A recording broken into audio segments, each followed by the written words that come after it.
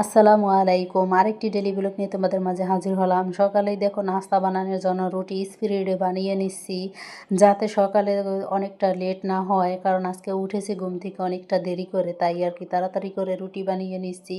কারণ আমাদের বাসায় কেউ পরোটা খায় না, তাই রুটি বানিয়ে নেই, আর বেশিরভাগই আমার রুটি বানানো হয়। আর রুটিগুলো দেখো কি স্পিডে বানিয়ে নিছি, তাও আবার গোল হয়, কিন্তু আমার রুটি বানানো মাশাল্লাহ গোল হয়।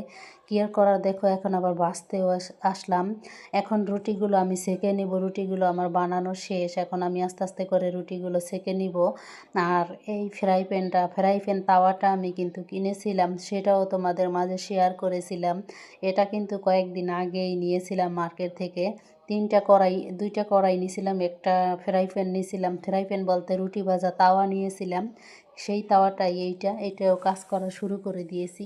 কারণ তোমাদের মাঝে নিত্য নতুন ভিডিও দেওয়ার জন্য আমি এইটাতে রুটি ভেজে নিলাম। দেখো তোমাদের মাঝে শেয়ার করলাম, আর চাও বানিয়ে নিলাম। এই দেখো, আর কিছু তরকারি ছিল, ইলিশ মাছের তরকারি ছিল, মানে এই তরকারি দিয়েই, আর ভাজি করি নাই, এই তরকারি দিয়েই দেখি খাওয়া হয়ে যাবে সকালের নাস্তা বাস্তা শেষ করে।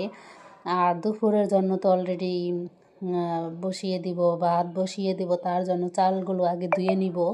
আর চালগুলো ধোয়ার জন্যই দেখো আমি চালগুলো কিছু সময় একটু ভিজিয়ে রেখেছিলাম, বেশি সময় না, অল্প সময়, নাস্তাটা খেতে খেতে চালগুলো ভিজিয়ে রেখেছিলাম ততটুকু সময়। আর বেশি একটা সময় ভিজিয়ে রাখলে কি হয়, ভাতগুলো কিন্তু অনেক সুন্দর হয়। আর এই দেখো আমি রাইস কুকারে ভাত বসিয়ে দিলাম।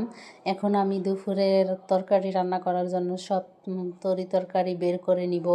আর এগুলা কিন্তু মানে আগের দিন নিয়ে আসছিলো, এগুলা ফ্রিজেই ছিল, তাও আবার পলিটিনে আমি রেখে দিয়েছিলাম। এখন আমি কেটে নিব। আর সকাল হলে তো জানো, আমার মতো কে কে এই চিন্তাধারা করো অবশ্যই কমেন্ট করে জানাবে।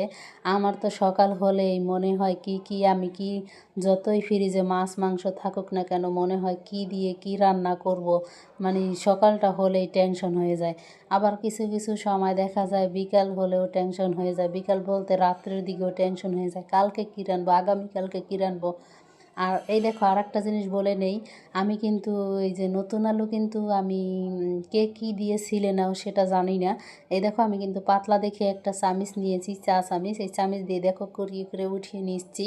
এরকম করালে কিন্তু উঠে যায়, পরিষ্কার হয়ে যায়। তরকারি কেটে এখন আমি মাছ আগেই ভিজিয়ে রেখেছিলাম, মাছও এখন ভেজে নিব।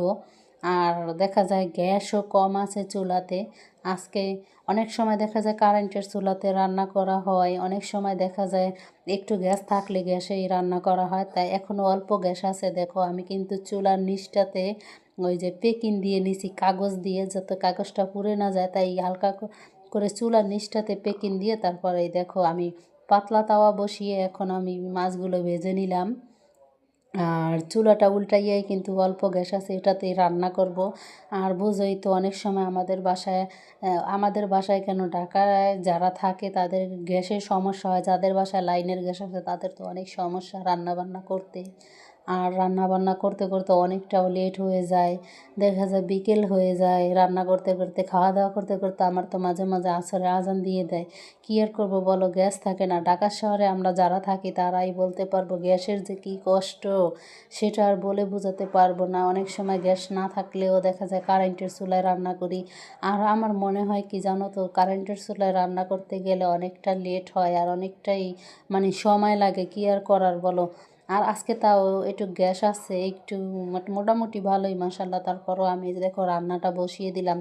আজকে বেগুন আলু দিয়ে পাঙ্গাস মাছ দিয়ে রান্না করব। আর পাঙ্গাস মাছ তো ভেজে নিয়েছি, সেটাও তোমরা দেখেছো। এখন আমি এখানে আর কি এই যে মশলা দিয়ে কষিয়ে নিব। এটার জন্যই দেখো আমি বেগুন আলু কিন্তু এই যে কষাতে দিয়ে দিলাম ঢাকনা দিয়ে। এখন আবার ঢাকনা উঠিয়ে আমি একটু নেড়ে ছেড়ে দেবো যাতে লেগে না যায়। আর আমি এইটার মধ্যে দেখো এখন পানি দিয়ে দিব।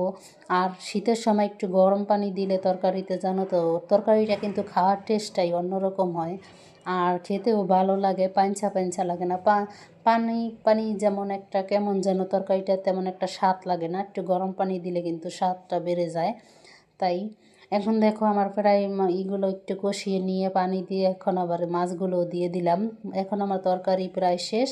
এখন আমি পরেরটুকু দেখাতে পারি নাই, ধনিয়া পাতা দিয়ে আমি ওগুলো রেখে দিয়েছি। আর অনেক সময় দেখা যায় যে এটা কিন্তু পাতাকপি আমি ভাজি করলে কিন্তু অনেক সময় ভাপ দিয়ে পানিটা ফেলে নেই, ছেঁকে তারপরে আবার এরকম ভাজি করি ডিম দিয়ে আর ধনিয়া পাতা কাঁচামরিচ দিয়ে ঠিয়ে। আর অনেক সময় দেখা যায় একবারেই বসিয়ে দেই, ভাপ দেওয়া লাগে না, ভাপ দেই না অনেক সময়, কিন্তু অনেক সময় দেখা যায় অনেক পাতাকপির থেকে গন্ধ লাগে, তাই একসাথে কেটে ধুয়ে একসাথেই ভাজিটা বসিয়ে দেই না কাঁচাই।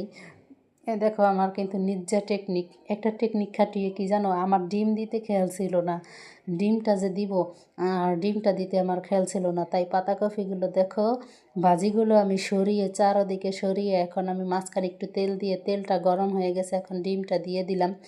ডিম দিয়ে এখন আমি একটু ভেঙে দিলাম যাতে করে একটু ভাজা হয়ে যায়, একটু ভেঙে এলোমেলো করে টুকরো টুকরো করে দিয়ে এখন একবারে মিশিয়ে নিব যাতে সব ডিম যেন ভাজির সাথে মিশে যায়। এ দেখো মাশাল্লাহ মিশে গেছে। আমি মনে ভাবছিলাম যে মিশে যাবে না, হয়তো মিশবে না বা কেমন না কেমন, হয় না, মাশাল্লাহ ভালোই হয়েছিল ভাজিটা। এখন আমি ধনিয়া পাতা দিয়ে দিলাম, আর ধনিয়া পাতা দিয়ে এখন আমি দেখো আমার অলরেডি খাবার দাবার করব, সব রান্না বান্না শেষ।